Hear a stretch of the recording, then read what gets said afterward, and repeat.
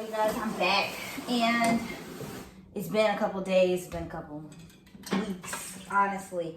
And the reason why, this video is going to come to you guys so late is because I emotionally can be like unavailable once I relive something like traumatic. So that's why it takes me so long. Cause honestly, yeah, I want to pursue this YouTube thing, but it becomes really hard because it's like I know I got to talk about some things, and actually it's good for healing, but reliving things, it hurts. It just brings back, opens up old wounds. Probably should have never done it, is what I be thinking, but I know I have to so that I can be better for myself. So the last thing I was talking about was homelessness, and yeah, it was really tough, right? So I already explained to you guys that it was very tough. It was a very emotional thing for me. I want to share with you guys a story to add on to the rest of, whatever it is that I'm about to add. You'll see. And this story was just like a really down day. And I was living with my grandmother, like I said before, being a homeless youth or, a homeless child. You live with someone, they don't have to take care of you. And there's different levels of being taken care of, like how people, you get this dinner at this time, da, da, da, da. At the certain age that I was at, I was pretty much responsible for myself. So I had a job and I would try to take care of myself as best as I could. Now, this was a really bad day. Really, really bad day. So I remember I woke up. I had to wake up pretty early in the morning. And this early in the morning was like maybe 5 or 6 in the morning. And I know I had to go to work. I had to go to school first. So getting up, getting ready. And I have a very long walk to school. When I get there, I know I'm going to be late. I didn't eat nothing. So I'm just trying to get there as quick as I can. Now, there was this one teacher, she would hand out tardy slips and stuff, and I was always tardy. But she would just say to me, dang, Betty, you always late. You need to start coming to school on time. And she just she gave me this long speech about how I need to wake up earlier. It's not an excuse. And I never said anything because it was like, don't even, if I told somebody, what could she do? Nothing. So, every day or every other day, most of the time, she would just yell at me. And I would take it. And, I went about my day. I go to class. Now, there's these girls, they don't like me. I don't know exactly what I did. I don't think I did anything to them. But they did not like me. One girl, her and my friend got into it. And she was my friend was getting at her. I ain't gonna even lie. Getting at her. And then that was it. But then she went and told her friend. And I guess her friend doesn't like me. So then her friend was arguing, trying her best to argue with me. First of all, I'm saying friend and friend and friend because really I didn't know the other girl name that my friend, okay, let's just call her Destiny. Destiny was arguing with this one girl. I don't know her name, but she's friends with a chick that's in my class. So then when I go to the class, she got it out for me. I'm just telling her I don't even know her name. I wasn't arguing with her. I don't know her. Oh, you trying to play her you don't know her, she a lame. And I'm like, I don't know her. But she made it so hard, was trying to argue with me. And then a lot of people I guess was on her side because they know her. And she, she's not really favorable in the face, you know what I'm saying? So she looks kind of mean, kind of, ugh. And, I ended up just was done. I walked out of the classroom because I had to get up so early in the morning for me to only be late to school. And for people to be just oh, you gotta come on time, you gotta come on time. And other people are messing with, other people, but I got wrapped in it. I didn't know how that even happened. The girl wanted to fight me. Never did. Anyways, moving forward, I go to work, right? Working at Payless. And, that's not the best job in the whole wide world, but it's something. And you know, it actually did teach me a lot of stuff, like manners and things like that I didn't even know I possessed. So I go to work and I'm constantly dealing with like the rudest customers because for some odd reason they believe that Payless's prices had increased by whatever, and they would always say, oh, I could go to Foot Locker and get this if I was paying this kind of price. And no, you couldn't, ma'am. No, you couldn't. No, you could not. You could not.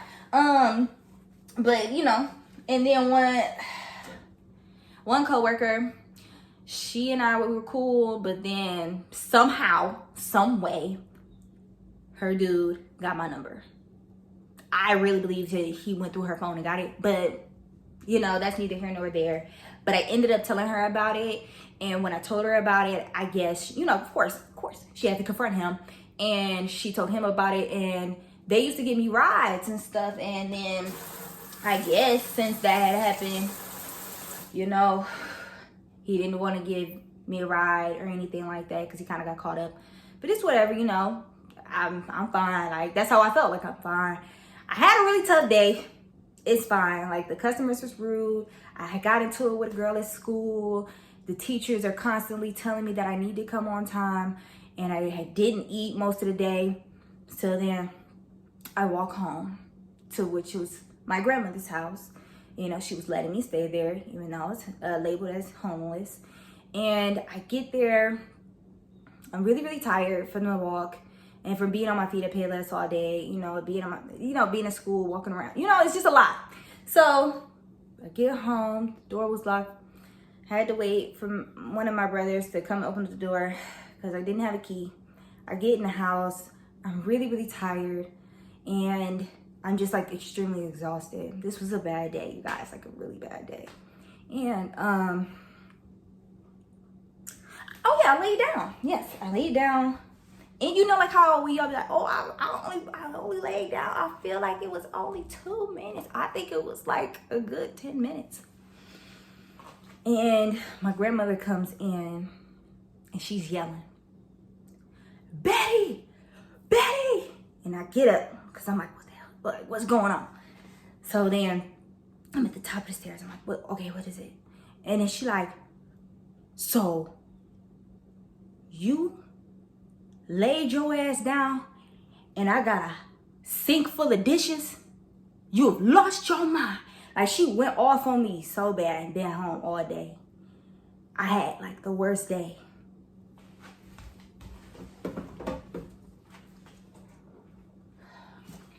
I had the worst day. It was so stressful.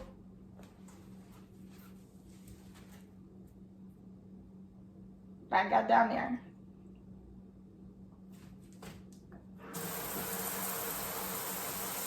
But I got down there and I washed the dishes. I just did what she said.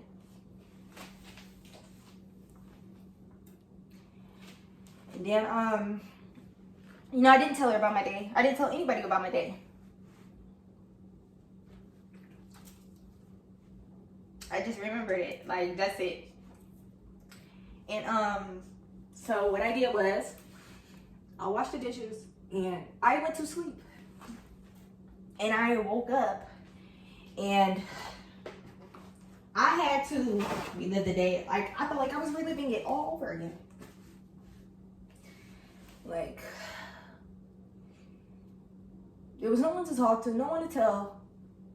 But I had a bad day. I would just remember that. It was a really bad day.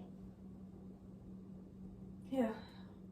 Sorry about that, you guys. You know, I got a little emotional. But it's okay, I'm back. But yeah, you guys, it was, that was a really bad day. Like, no one cared about how I felt. Nobody knew what was going on. But it was always, Betty, you need to do this. Oh, no, Betty, you. Betty.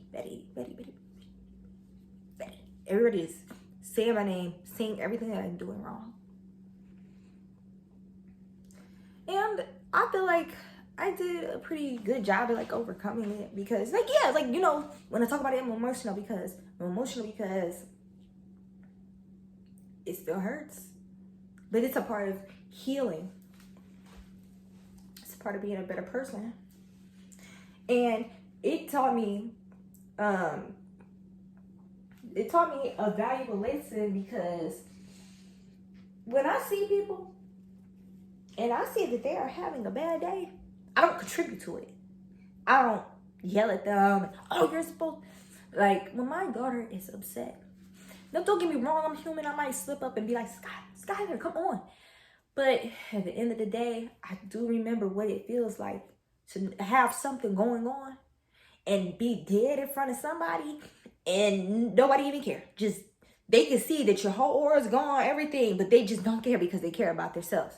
So I don't do that to my daughter. If I see my daughter sad, down, or anything, I'm gonna pick her up. And I always take her outside. Even if it's a little cold, put her on a little, like, wrap a blanket around her. Breathe in, breathe out. Let's talk. Let's talk about it. What's wrong, Mom? Tell me. Because Lord knows that's all I ever wanted.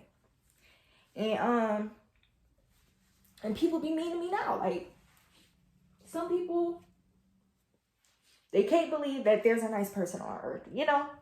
Like, it's a really nice person on earth. And so they treat you bad. They call you names. You're fake. You're this. You're that. And, you know, I just let people think what they want. But I just, you know, when they're having a bad day, I know to not attack. I know not to, because I know what that feels like to wake up and it's a bad day. And you're angry, but you can't show it. So I always try to be nice.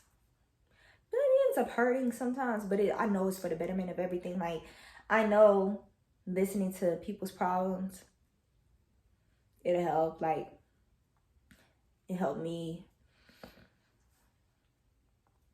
Yeah, because the storm doesn't last forever, you know? Storms don't last forever. They're there when it rains. I mean, it pours, but your storm doesn't last forever, and things do get heavy. Things do get hard. But that's why I try to treat people with kindness. Even if they're awful to me.